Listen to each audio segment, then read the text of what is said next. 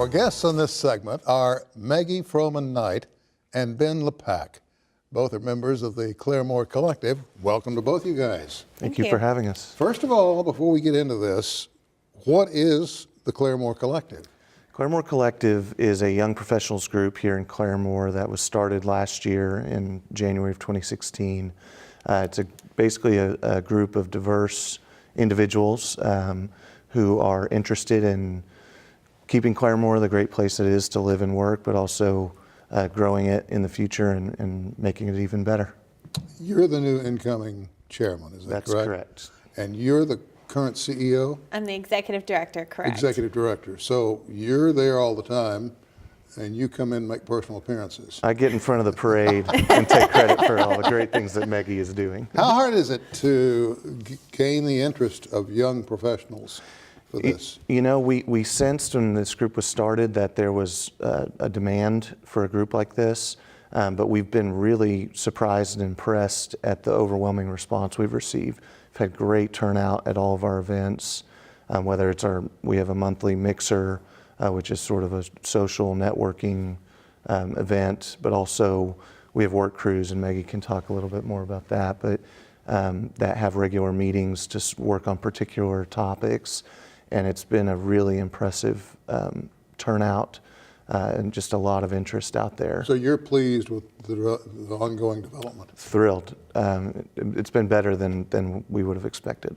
Meggie, tell me a little bit about what he just mentioned. What do we need to know about that part of it? So our group is made up of 5 different work crews, and so they're segmented into different areas of interest that a young professional might be interested in. And so that's everything from government relations to the monthly mixers are run through our attraction crew, which is that easy way just to kind of get involved and figure out what it is through networking.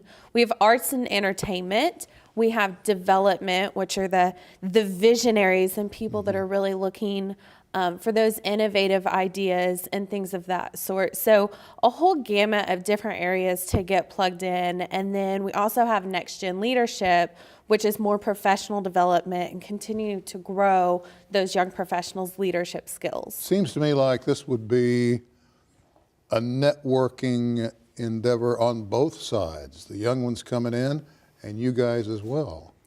That's right, and we also are open to people who are maybe young at heart to attend. It's really been a very collaborative community effort, and we're excited about the future of it. When the younger folks come in, the young pros, are they right out of school? Are they already climbing in business?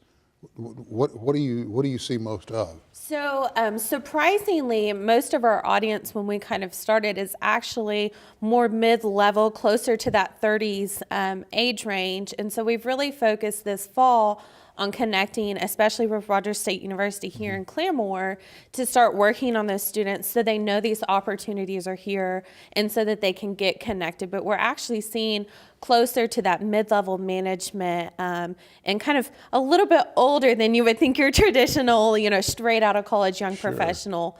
But our goal is to have our target marketing audience is 21 to 45 in age.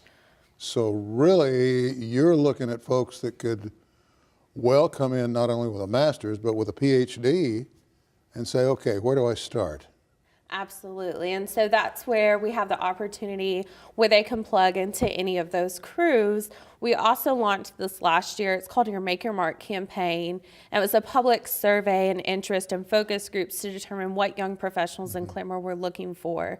And so out of that, we took 3 initiatives that we're working on within this next year. Is there a great deal of social networking involved here? Because it seems to me like there's a generation out there now that lives through social network. How much of a role does that play? It plays a role, particularly for organizing the events and getting information out there to people.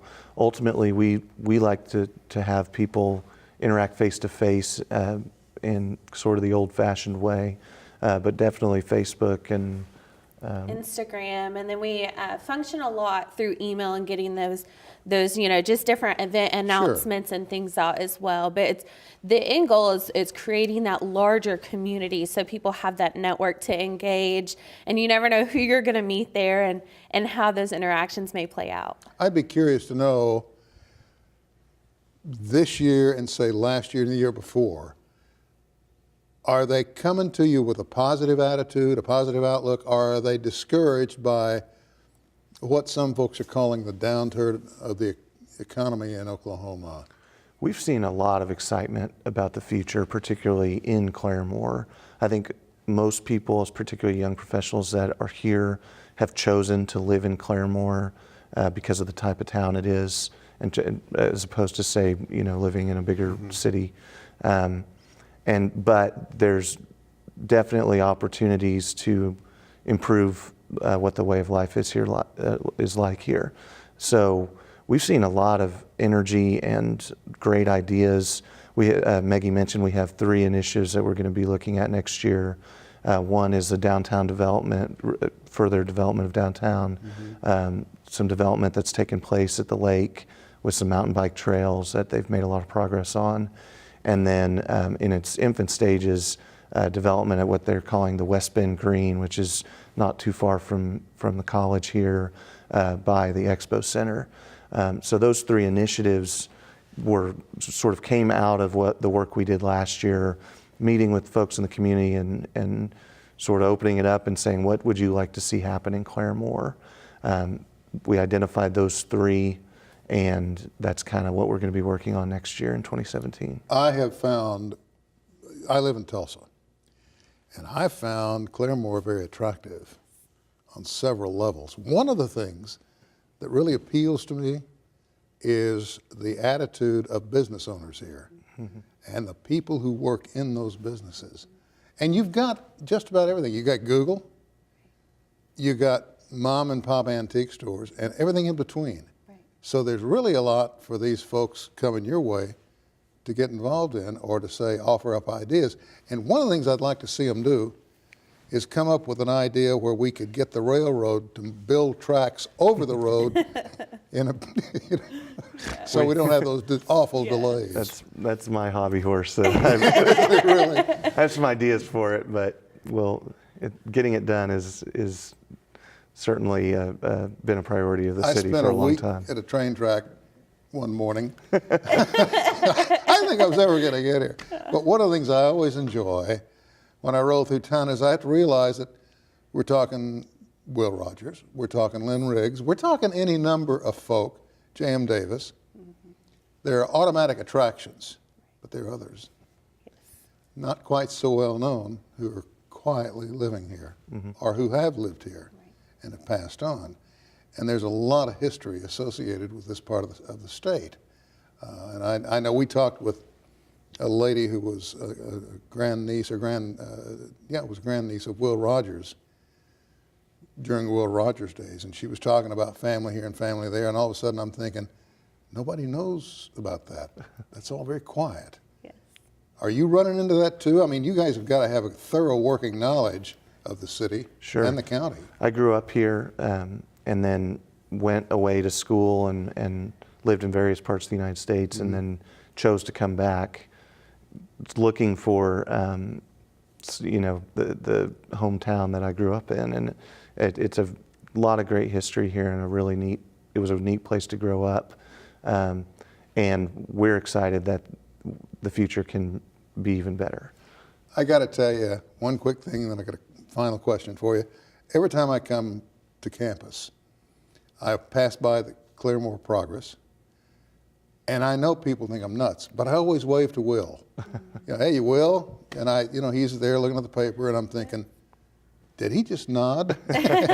On rainy days, or if there's a fog, you get that feeling.